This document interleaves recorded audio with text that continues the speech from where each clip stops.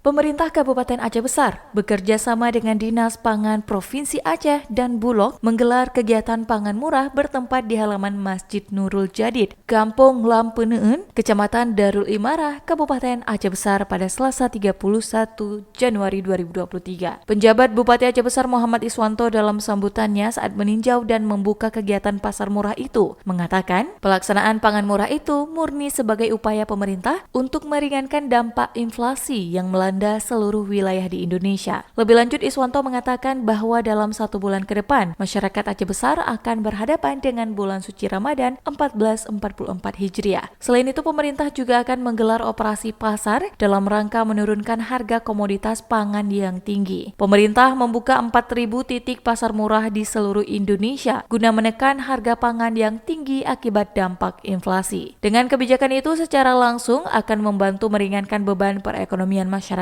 nantinya. Kegiatan pangan murah ini sangat diminati masyarakat karena membantu mereka untuk memperoleh kebutuhan pokok dengan harga yang lebih murah, ujar Muhammad Iswanto.